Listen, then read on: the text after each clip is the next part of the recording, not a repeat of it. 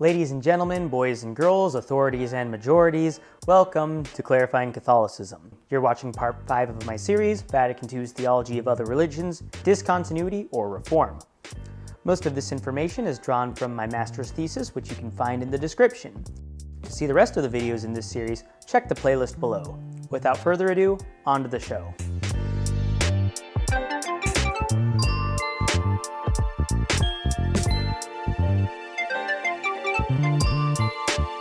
In 1431, Pope Martin V called a council in Basel to satisfy frequens, the requirement from the Council of Constance that a pope must regularly convene councils. Martin, a staunch opponent of conciliarism, the movement to give the Council of Bishops more authority than that of a pope, often intentionally sabotaged his own councils. His death that same year, however, left his successor, Eugene IV, who also opposed conciliarism but lacked diplomatic prowess, in charge of the Council of Basel. For years, the council was concerned with regulating the papacy, especially in its temporal affairs, which proved a thorn in Eugene's side. At the height of these tensions, the cardinals in Basel redirected papal income to their own bank accounts, effectively bankrupting the papacy in the process. The Holy Father's fortune soon turned, though, as Constantinople's desperate plea for military defense against the Ottoman Empire gave him the leverage to potentially end the Great Schism with Orthodoxy that had divided the Church for centuries. Because the port city of Ferrara was far more accessible than Basel to Eastern travelers, Eugene transferred the council there in 1437. Most of the bishops in Basel opposed this idea and commanded Eugene to change his plans. He refused, which led to his deposition and the election of anti-pope Felix V. For several years, the councils coexisted until conflicts of interest and Felix's poor leadership ended Basel's authority, and the bishops gradually transitioned to Ferrara. Once in Ferrara, Eugene's ambassadors demanded that the Eastern representatives humiliatingly take responsibility for the schism and apologize on behalf of their ancestors. Conditions at the council for many Easterners were brutal and miserable. Eventually, a disease broke out in the city, which convinced Eugene to transfer the council to the nearby city of Florence in 1439. At the end of this council, Constantinopolitan representatives agreed that the filioque was not incompatible with their theology, and that the Pope indeed retained supremacy over all Christianity. However, the Pope still had to negotiate unity with other Eastern churches, such as the Armenian and Coptic Christians, which was achieved in late 1439 and 1442 respectively. Finally, the council was transferred to Rome in 1443, where negotiations with the Chaldeans and Maronites continued as late as 1445. Given these ongoing negotiations, the precise date of the council's closure is disputed. In 1442, the council approved Cantate Domino, Eugene's bull of unity with the Coptic Christians. This is the Florentine text that mentions no salvation outside the Church. The Holy Roman Church firmly believes, professes, and preaches that none of those who are outside of the Catholic Church, not only pagans, but also Jews, heretics, and schismatics, can become sharers of eternal life, but they will go into the eternal fire that was prepared for the devil and his angels, unless before the end of their life they are joined to her. And the unity of the Church's body is of such great importance that the Church's sacraments are beneficial towards salvation, and only for them do fasts, almsgiving, and other acts of piety and exercises of Christian discipline bring forth eternal rewards. No one can be saved, no matter how many alms he has given, and even if he sheds his blood in the name of Christ, unless he remains in the bosom and unity of the Catholic Church. All right, pretty harsh, right? So, this statement will be examined according to the criteria we outlined last episode. Number 1. Source of the statement. Who's issuing this statement? Declarations of unity at the Council of Florence, including Cantate Domino, were usually expressed in the form of papal bulls. Sullivan finds this significant because although the council approved the document, it did not draft it.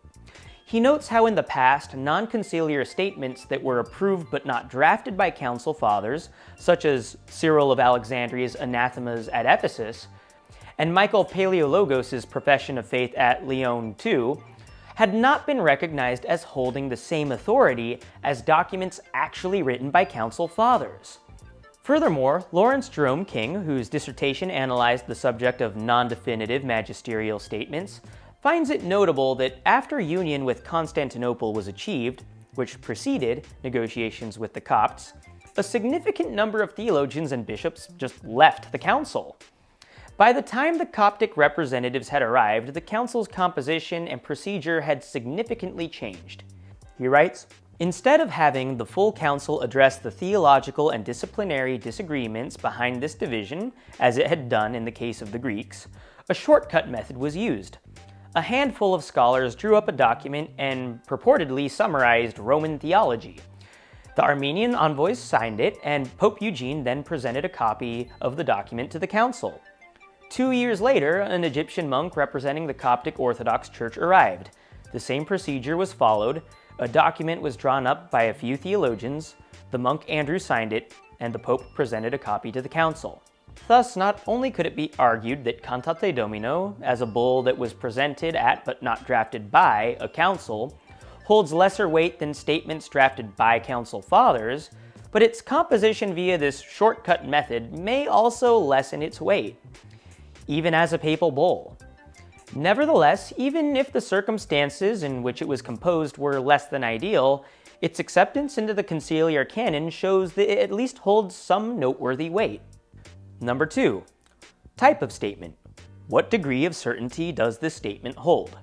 Given how Cantate Domino was arguably not of conciliar origin, but instead relied on a group of theologians tasked with quickly summarizing Roman beliefs, it could be argued that its contents hold theological opinions rather than infallible theological facts.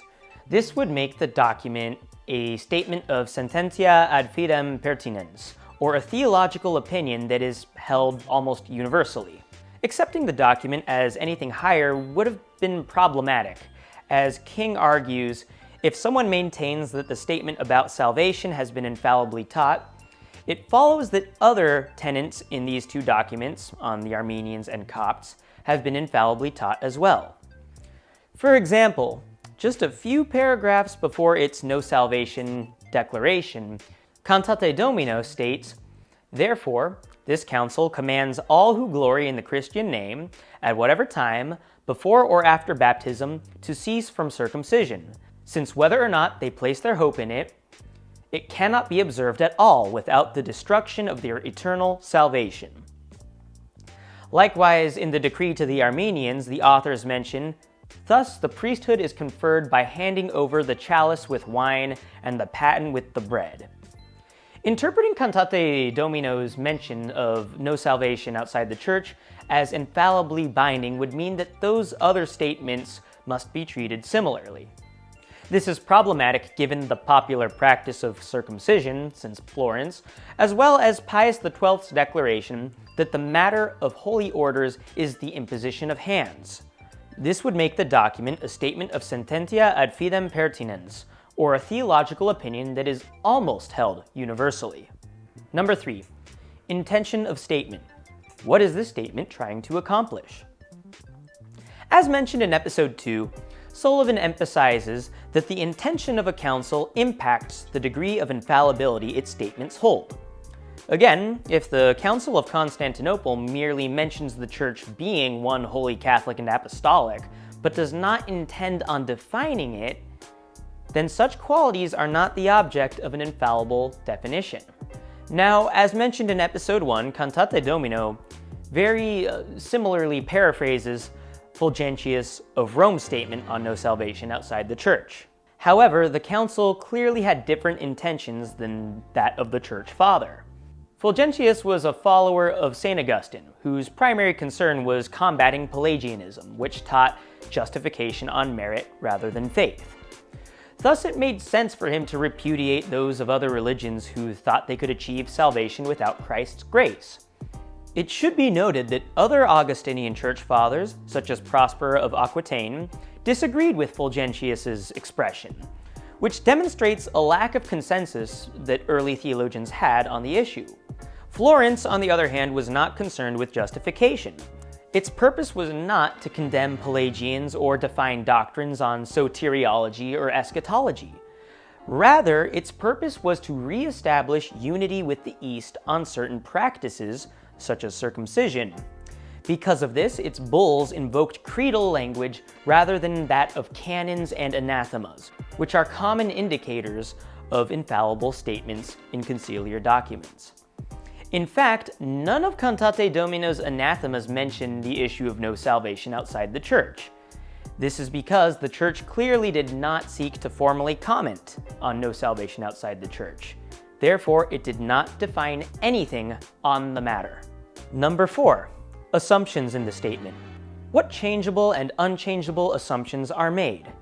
Francis Sullivan parses Cantate Domino's no salvation outside the Church into a logical syllogism, which many theologians might have believed. Premise 1. Any person who is guilty of infidelity will not be saved. Premise 2. Jews, pagans, heretics, and schismatics are all infidels. Conclusion. Therefore, all Jews, pagans, heretics, and schismatics are condemned. Premise 1 is an undeniable fact. It is a de fide doctrine infallibly taught that Christ will condemn those who deny him. Premise 2, however, is not a fact. Episode 1 explored the general consensus among the Church Fathers that those who have never been exposed to the gospel were capable of attaining salvation through the natural logos of wisdom. But once the gospel had been preached to them, there was no excuse for them not to convert. By the height of Christendom, it was generally assumed that the gospel had indeed been preached to the ends of the earth. In fact, one of Thomas Aquinas' categories of infidelity involved unbelief by the way of opposition to the faith, in which a man who refuses to hear the faith despises it, according to Isaiah 53:1. While the angelic doctor indeed believed in invincible ignorance as a path of salvation for those who had never heard the gospel, even he was convinced that the entire globe had basically been evangelized to sufficiently to demand conversion. The discovery of the New World proved this assumption false, and the splintering of Western Christianity after the Reformation shattered the Church's monopoly on interpreting the gospel message that it had enjoyed for centuries. This will more thoroughly be explored in a later episode. Further complicating the matters is the way the Church perceived other religions. The first major encounters between Christianity and Islam were not ones of dialogue, but of mutual existential threats. Thus, when documents like Cantate Domino condemn other religions, they do not do so with an impartial or objective understanding of said religions. To be pagan not only meant rejecting the Christian God, but embracing the destructive, warmongering, vile behaviors the Church had associated with those religions. Centuries later, once interreligious dialogue emerged from pluralistic societies and showed a far greater intersection between Christian values and those of their counterparts than had been considered before, these assumptions about other religions were proven false. As the next section of this episode will argue, though, this statement about no salvation was likely not even directed at Jews, pagans, schismatics, and heretics at all. Number 5. Scope of statement. To who is this statement addressed? As explained in addressing the third criterion, Cantate Domino's aims included affirming doctrinal unity between the Roman Church and its Coptic counterpart and condemning certain Eastern cultural behaviors as incompatible with the Christian faith. The audience who this document seeks to influence, therefore, is not the entire Roman Catholic Church, but the Coptic Church. Even if this can be proven otherwise, a key word prevents Cantate Domino from commenting on the status of other religions. The second half of this passage says, "No one can be saved, no matter how many alms he has given, even if he sheds his blood for the name of Christ, unless he perseveres," permanserit in Latin, "in the bosom and unity of the Catholic Church." The word perseveres is significant, because to persevere in union with the Church would imply a pre-existing unity. Obviously, many Jews and pagans were never in perfect unity with the visible Church, implying that perhaps this passage was not directed at those groups.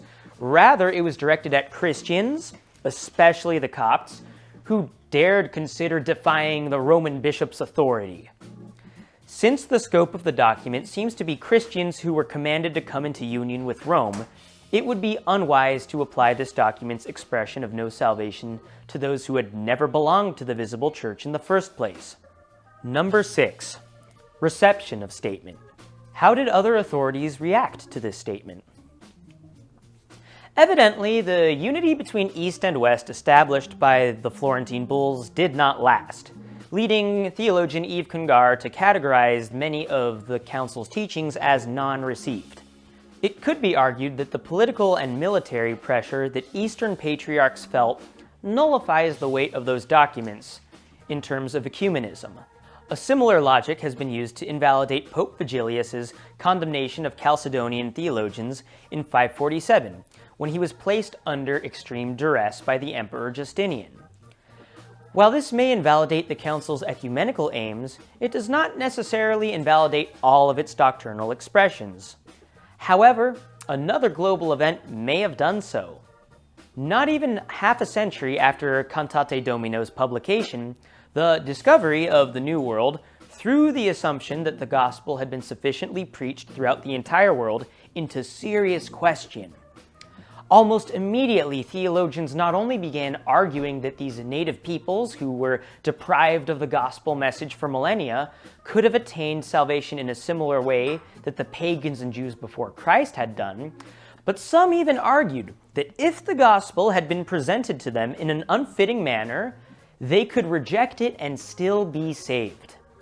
In 1539, Francesco de Vittoria, citing a prominent cardinal, wrote, "It is rash and imprudent of anyone to believe something, especially in matters such as those concerning salvation, unless one knows it from a trustworthy source." The Church was well aware of some of the brutal tactics employed by colonists.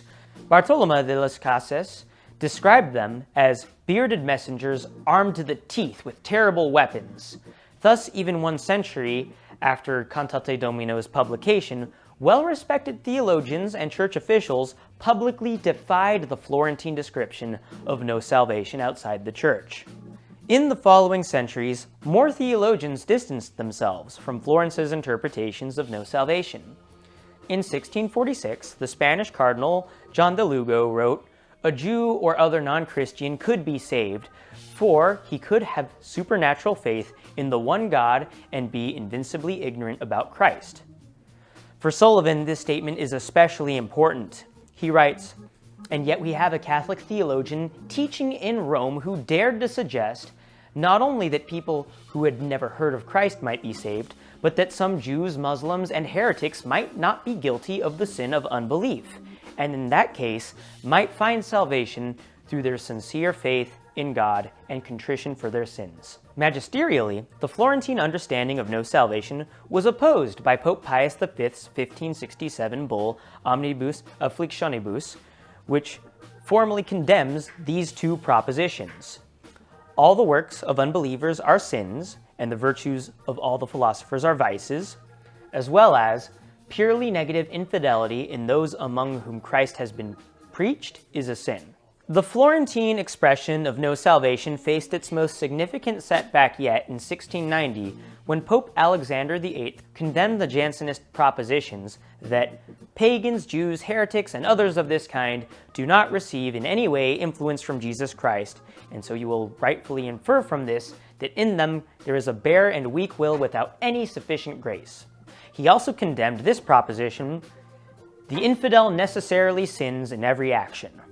Centuries later, Pope Pius IX, often cited as a bastion of traditionalism, proclaimed in a speech to the Curia, "Yet on the other hand, it must likewise be held as certain that those who are in ignorance of the true religion, if this ignorance is invincible, are not subject to any guilt in the matter before the eyes of the Lord." Finally, in 1949, the Congregation for the Doctrine of the Faith issued a formal judgment on the Florentine interpretation of no salvation outside the Church. The CDF wrote, "However, this dogma, no salvation outside the Church, must be understood in the sense in which the Church herself understands it. Therefore, that no one may obtain eternal salvation, it is not always required that he be incorporated into the Church actually as a member, but it is necessary that at least he be united to her by desire and longing. However, this desire need not always be explicit, as it is in catechumens. The astonishing ease with which theologians and cardinals publicly contradicted the Florentine understanding of no salvation within 1 century of the council's closure, as well as the later magisterial condemnations of the Florentine interpretation, demonstrates how Florence's expression of no salvation outside the church was hardly ever received into the church. Number 7. Relation to other statements. What preceding statements could qualify, modify, or nuance the statement? There are at least 4 doctrines that greatly modify Florence's expression of no salvation.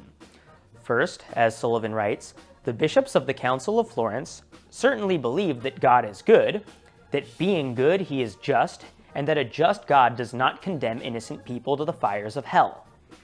Thus, while the predominant theological opinion of the time might have been that Jews, pagans, heretics, and schismatics were guilty of infidelity, the prevailing theological fact was that God does not unjustly condemn anyone to hell. Several Thomistic doctrines also modify the Florentine understanding of no salvation. The angelic doctor believes that the gravity of mortal sins can be lessened by a person's lack of awareness of their gravity.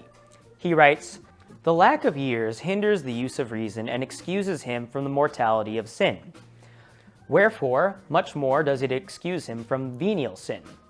But when he begins to have the use of reason, he is not entirely excused from the guilt of venial or mortal sin." So while this logic is often applied to minors who are incapable of maturely reasoning, it can also be applied to non-Christians who are unaware of the gravity of contradicting Christian doctrine. They are spiritually immature from the point of view of the Christian faith. So the gravity of the mortal sin of infidelity is lessened. This theory is popularly known as invincible ignorance. Jacques Dupuy even suggests that death may present people with a moment of immediate spiritual maturity, since death by its nature and in all cases involves a moment of truth or moment of final decision. Since God's sanctifying grace is not confined to his visible sacraments, it is possible for those who are invincibly ignorant to attain salvation out of their desire for the gospel. In Aquinas' words, for instance, when a man who wishes to be baptized, but by some ill chance is forestalled by death before receiving baptism, and such a man can obtain salvation without being actually baptized on account of his desire for baptism, which desire is the outcome of faith that works by charity, whereby God, whose power is not tied to the visible sacraments, sanctifies man inwardly. While Aquinas uses unbaptized catechumens as the prime example of this circumstance, he opens the possibility for the salvation of non-catechumens as well, by stating that God could always save people by giving them the gift of private revelation. Of course, given Aquinas' assumption that everyone in the world was sufficiently aware of the gospel, he could only think of a person who was raised in the wilderness as an example of this extraordinary form of salvation. It would be very uncharitable to assume the Florentine Council Fathers were unaware of these passages. Instead, it is more likely, as mentioned in previous sections, that the Council had no desire to authoritatively speak on the matter. This episode has demonstrated that it would be very problematic to categorize Cantate Domino's expression of no salvation as an infallible statement. Though it was endorsed by a council and a pope, neither the Council Fathers nor the Pope actually wrote it. It seems to present a widespread theological opinion, or a sententia ad fidem pertinens, rather than a de fide doctrine. It does not seek to define any soteriological or eschatological doctrines. It makes very changeable assumptions about other religions, and it is aimed at a very small portion of the Christian population. Finally, several doctrines that argued in favor of salvation for non-Christians had already been accepted before the council, and within a century of the council's conclusion, well-respected theologians and authorities already rejected its expression. Upon going in this deep dive, Cantate Domino's expression of no salvation seems rather weak, though its conciliar approval still gives it considerable weight. The next episode will subject the Second Vatican Council's Lumen Gentium to this same set of criteria. Until then, have a great day. God bless you.